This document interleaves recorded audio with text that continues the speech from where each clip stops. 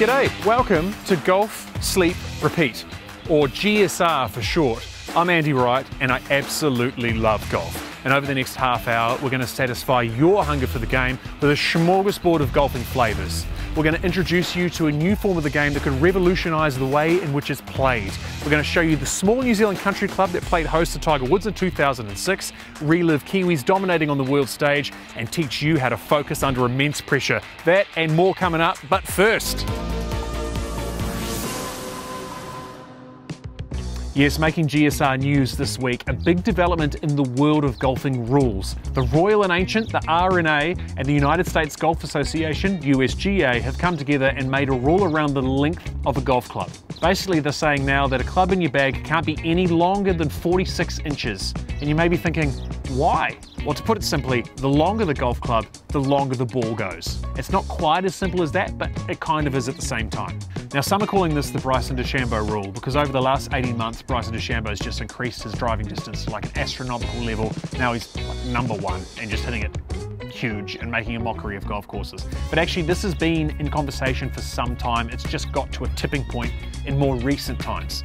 The greatest player of all time, well, in some units of measure, Jack Nicklaus, has been talking about this. He actually was live during a golf tournament really ripping into the R&A and the USGA a few months back.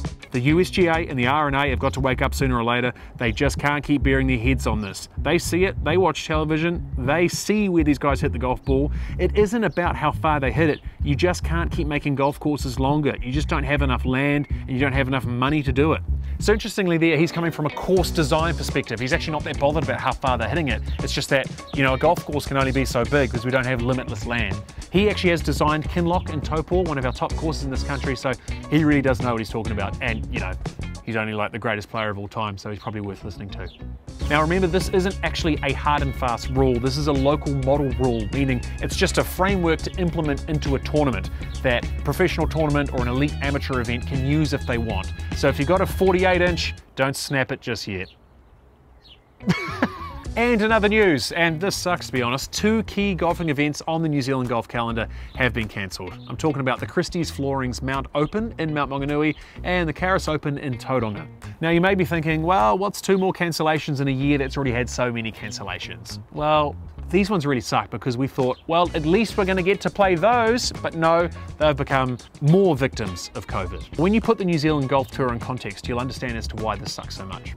The Charles Tour is designed to be a springboard for our top players, our top professionals and our top elite amateurs to cut their teeth before they head overseas to compete with the big boys and girls. And they haven't been able to do that for some time. So they are at a huge disadvantage when their peers around the world are out there competing at the best courses in the world. So I really do feel for them, and I think we can't talk about mental health too much when it comes to our athletes at this time.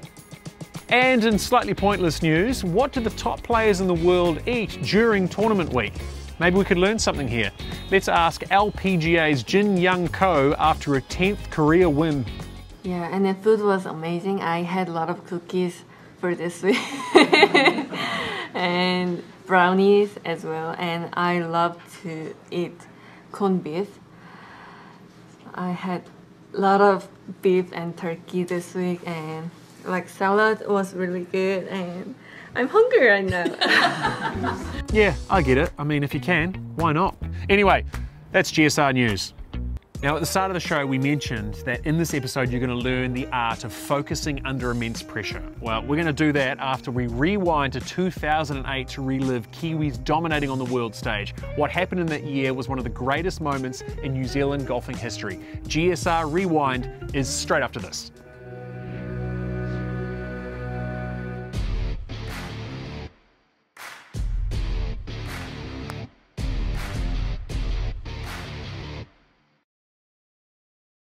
I'll just clean that up, eh? Yeah, okay.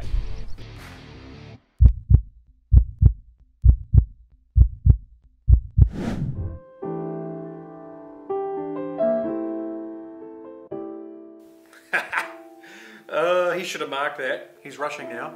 I reckon he's going to miss it. Trust me, he's a very good putter, and particularly under pressure. Go on, son. Tap it in. No, seriously.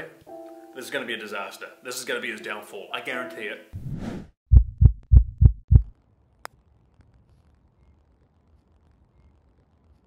See, this is what I've been saying. He is shit. Give him a break, he's got time to recover, it's only the first hole. Nah, I don't think so at all. I actually think this is the beginning of the end, to be honest. There is no coming back from here. For sake. Time to take a look back at some big moments in golf you may have forgotten about. Let's rewind to 2008.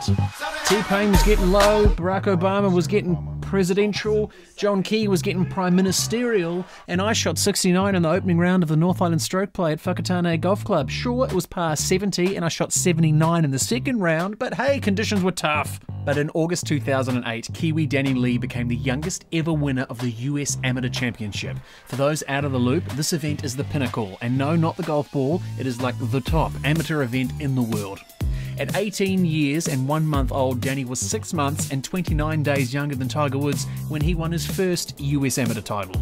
And I say first because Tiger won 3 in a row. Go, go, go, go, go, go. Now in this year it was played at Pinehurst No. 2 in North Carolina, which is actually the same course that Cambo won the US Open in 2005.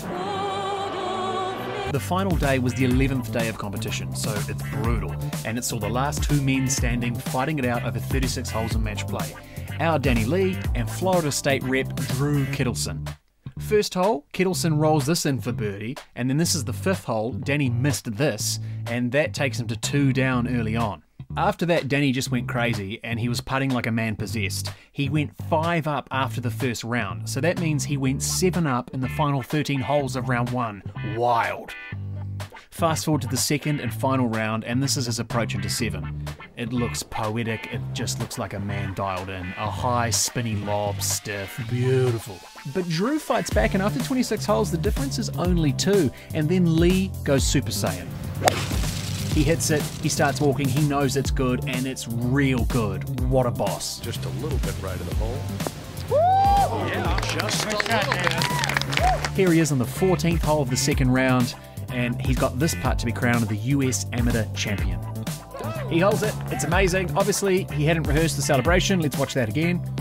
Yeah, not his best work, but nonetheless, a huge moment for golf in New Zealand. Growing up in the golfing community here at home, we knew Danny Lee was a cut above the rest, and him winning this just confirmed what we all knew. He is world class. And before you haters say, hey, what about his career after that? Since then, he's had 1 PGA Tour win, 4 second places, 3 third places, and has been in the top 10 25 times, earning him over $13 million. Also, remember, he's only 31 years old.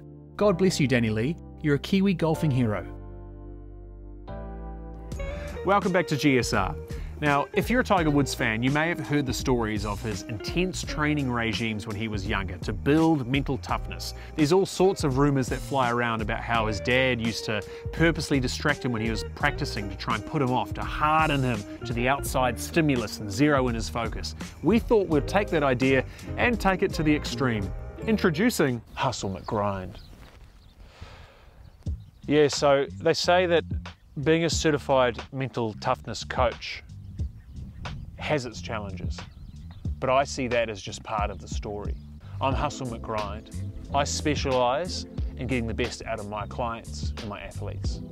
I take them from good to great. I understand what's required. I get into their top 2 inches and I make that their home. I expect two lots of 100%.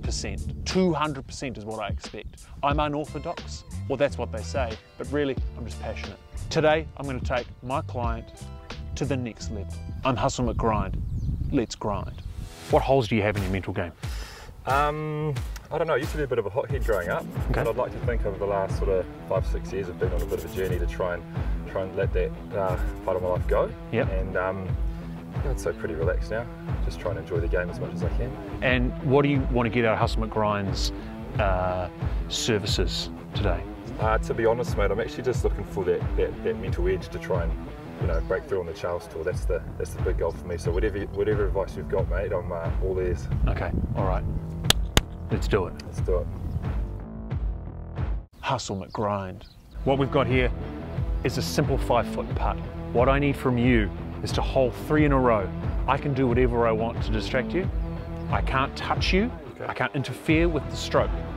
But I can say and behave however I like to get into your head. You've got to overcome the wrath of Hustle McGrind. Let's do it. Okay, He can handle the pressure of the tournament, but can he handle the pressure of unwanted sexual advances? You, sir, are gorgeous. If I could, I would. He's hold it. Okay, that's well done. You've held one putt. You need to get 2 more in a row. Sir, the way you stroke that club really hits me deep in the evolution. I think you can do better than that. I think we could be great lovers. Oh, that's 2 in a row. Oh, God. Oh, the wrath of Hustle McGrind is not quite working currently, ladies and gentlemen. Hustle McGrind. Almost. Cam Jones, I want to go on a date.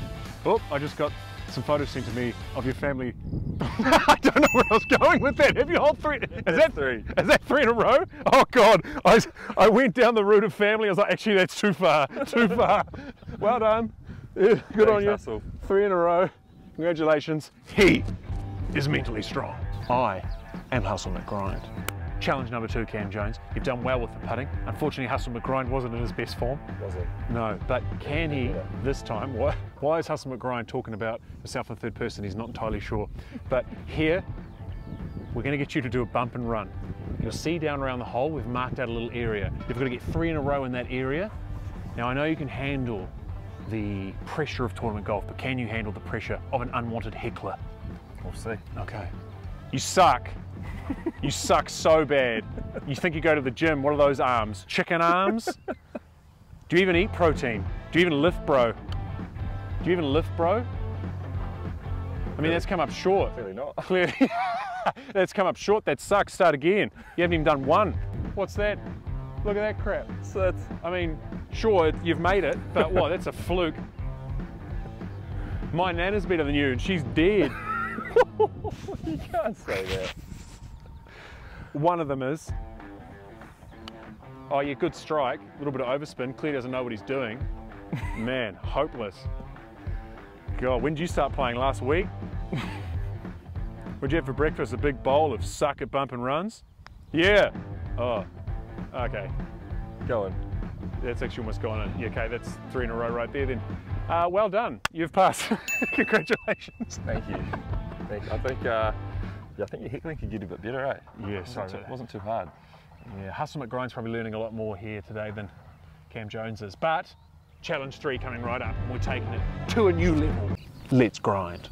I'm going to up it a little bit now. We're going to take it to a new level. Me, Hustle McGrind, I'm going to step back a little bit, and I'm going to leave you in the capable hands of 2 young lovers who are in the honeymoon phase. Your job is to hit 3 drivers through the target out there in a row, and you cannot leave until you do so. Can you do this? I think I can. All right, best of luck. Let's go.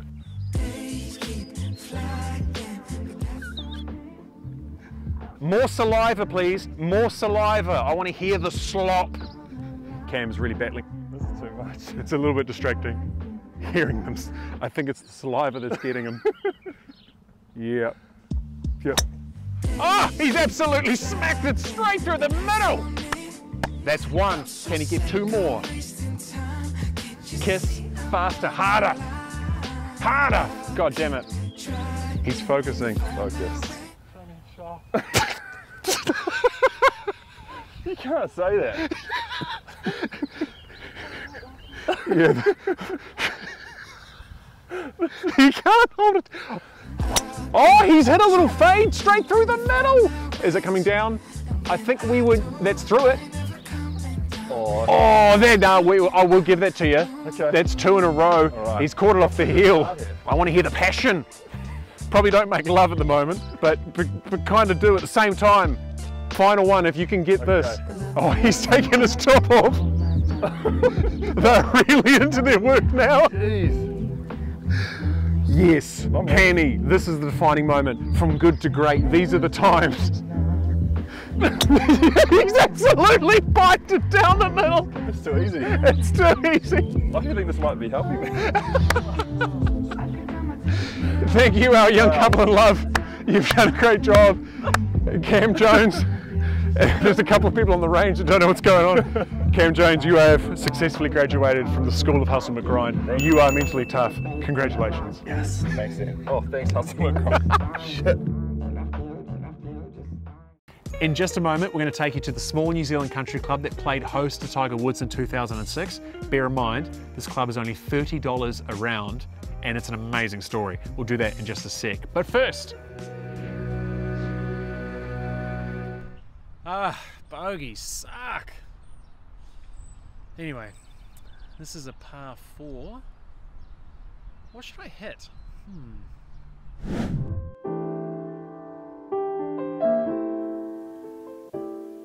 The logical thing, I believe, would be to just hit the next one as hard as you possibly can. Take driver, straight over the trees, boom, make a birdie. Or take a deep breath, relax, and accept the outcomes, whatever they may be. No, completely disagree. I think he's actually got to grip it and rip it. He's got to recover from that disaster on the last hole. Okay, all right.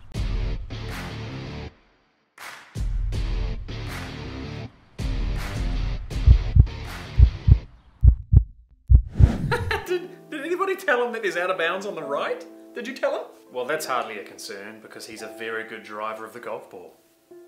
Yeah. Okay.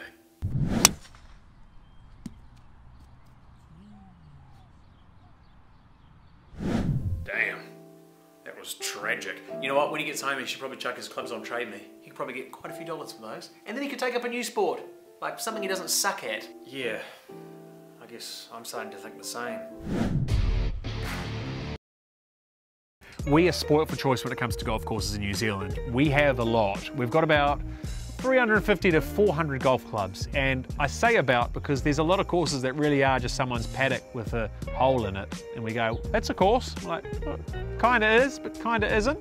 And when it comes to per capita, there's actually about one golf course for every set of 10,000 people, which puts us second only to Scotland when it comes to golf courses per capita. And you know, because we're Kiwis, we love per capita. It's our favourite unit of measure. We thought with all of these golf courses, there's got to be some great golf tales that are not being told. So here is our first ever Golf in New Zealand segment.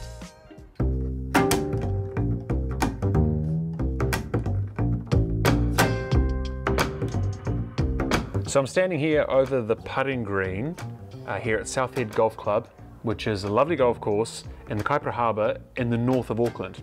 Now to play here, it's only about $30 a round, and we're here on a Friday currently, and it was on a Friday in 2006 that Tiger Woods was here playing a round of golf. Now I should explain, the reason Tiger Woods was in the country at that time was not actually to play golf. His Kiwi caddy, Steve Williams, on the left in that picture there, he was getting married and Tiger was part of the wedding party. And you may remember in the news at that time, Tiger was in Huntly doing the car racing. Remember this? Tiger Woods cross the line and take the win.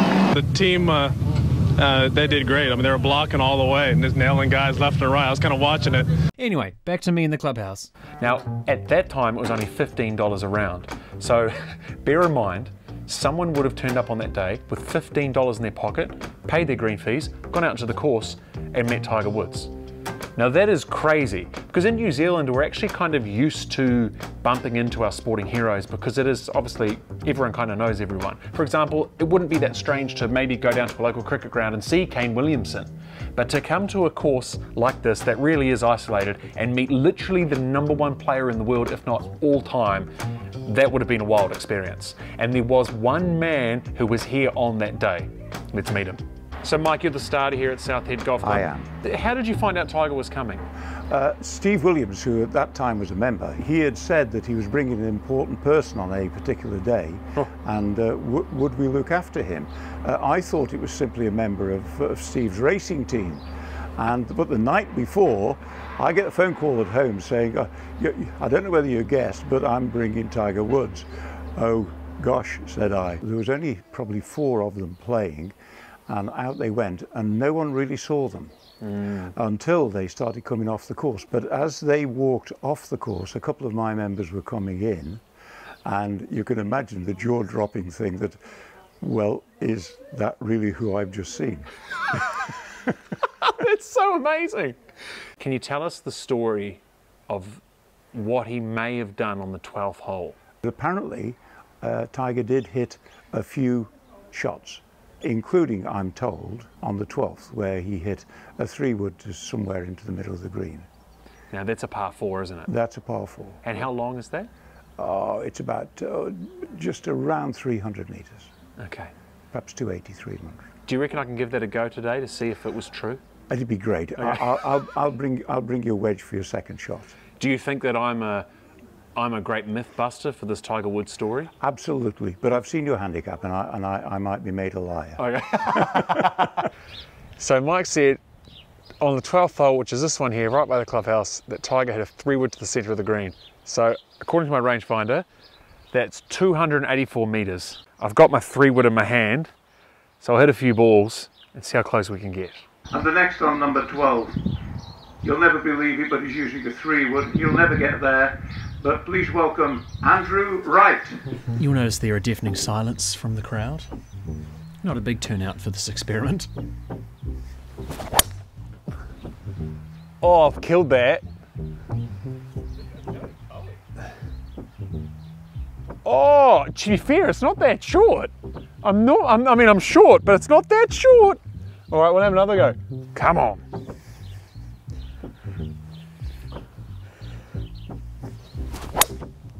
Oh, it's pushed too far right, I can't see it. Damn it! We'll go one more. This ball looks like it's from the 1970s, but it'll have to do. It's not getting there. Ah! Awful. Anyway, still, it's a big hit. I don't know how he did it. Now, after we'd finished filming, I stuck around and hit a few extra balls because, you know, why not? But then, unbelievably, this happened. Is that camera shot right though?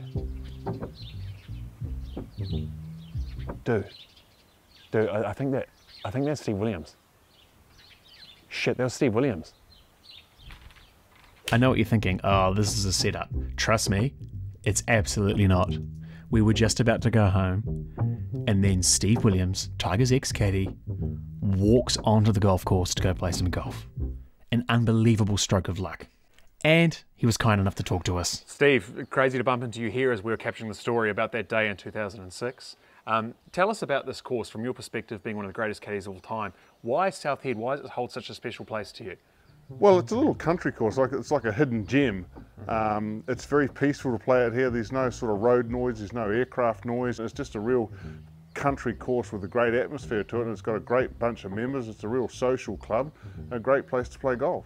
And what did Tiger say when he came here? Well, he was just absolutely amazed that there was one greenkeeper. That was the thing that amazed him the most. I mean, he plays at the course in Florida, Isleworth, that has 25 people working on the golf course, and he was astounded at the quality of the golf course, given there's one greenkeeper. Now, obviously some volunteers, but yeah, he was astounded. He couldn't get his head around that. Wow. Final questions. I know you're about to tee off, but what do you, on that day in 2006 when he was here at the height of his powers, what do you make of the way the members interacted and dealt with it all? Because it would have been a bit of a ground shake. Yeah, well, no one knew we were coming out here. We just sort of rocked up and played sort of thing. So yeah, pretty excited to have a guy like him playing on your home course. Yeah, exactly. Well, Steve, thank you very much for talking to us. We can't believe we bumped into you at this time. So thank you. Awesome. All good. So there you have it, a story for the ages. But there is one thing, in all the excitement of talking to Steve, I forgot to ask him, did Tiger drive hole 12 with the 3-wood? I guess we'll just never know.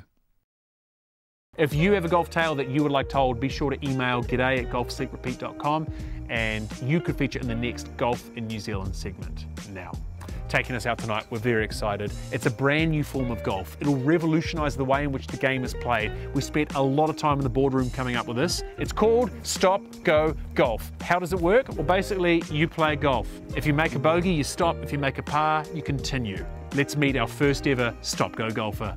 In the hot seat, he's a dad, he's a courier driver, he's an all-round good guy, and he's been a member at Akarana Golf Club for 25 years. It's Tash Kadir. So tell us a little bit about your game. What is your best achievement in the game of golf? Best will be club champs at Akarana. Who'd you beat? We'll call them out. Steve Matthews. If you're watching, Steve, you got done, boy. Hey, what hole do you think you're going to get to in Stop, Go golf? I'm hoping I pass the first, and then in reality maybe the 6th hole. You reckon you can get to the 6th hole? I hope so, yeah. Yeah, okay. Well, let's go to the first tee right now.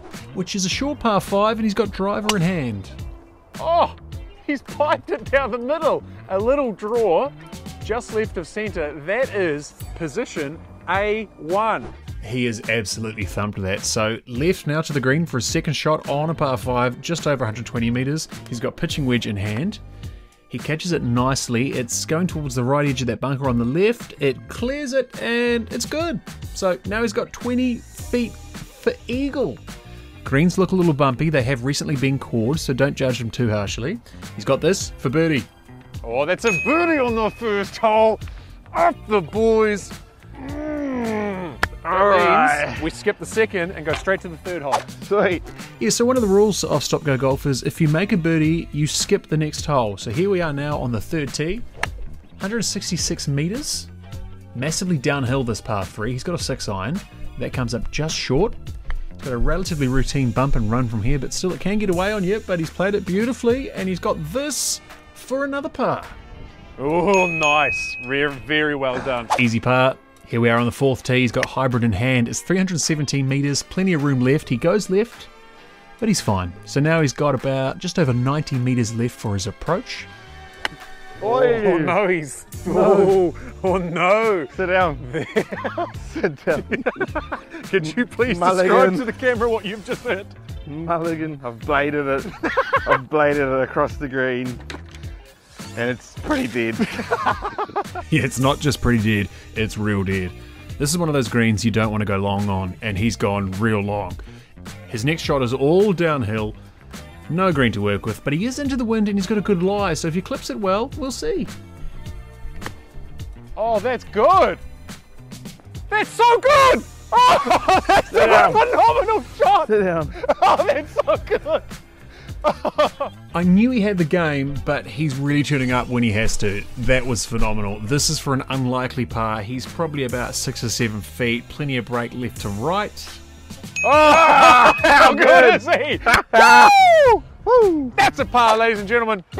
Yeah, sorry, not great mic work from me there, a little loud, but you get the idea. I'm excited. 155 metres, he's got a 7-iron, it's a par 3, the fifth hole. It's tricky, he's pulled it slightly left, he's in the back left bunker, it looks like. Yes, he is. Pressure's on. Ooh. Sit down. Ooh, okay. Again, he's making it tricky for himself. About 10 feet for par here. 2 up and downs in a row. Can't be short. Go! Oh my goodness, boy! Woo! Oh! Now hole 6, driver in hand, he's feeling confident, big swing, good strike, but it's left and they could catch the hazard. Well, yes, it isn't the hazard. He's going to have to take a drop. So you've got 2 shots from here to get it in the hole for par.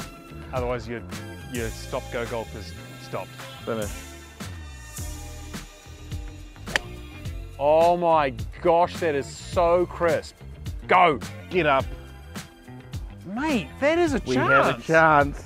No, that is a very good shot under a fair bit of pressure. Thank Although, you. to be fair, was there pressure because you thought you were dead anyway? Yeah. For par and to continue. He's been red hot with the putter. Is it his day? It looks good. Oh, break. Oh! No. Heartache. Oh! It was looking so good, but no, that's a bogey, meaning he must stop. So, what have you learnt from your experience of stop-go golf? Because that's a bogey, so you're out now. It was good fun. I like the idea of skipping holes when we make a birdie. Okay. It was fun, but a bit of pressure when the camera's on you. Yeah. Taj Kadir, you've been a great ambassador Thank for your you. club. Thank you very much for taking part. Your score is 6. Well done, Tash. 6. It's a pretty good score. If you're watching that thinking, oh, I could do that. I want to represent my club. I want to be the next stop-go golfer. Email g'day@golfsleeprepeat.com and we can make that happen. This has been the safe space for golf fiends. Golf, Sleep, Repeat. We'll see you next time.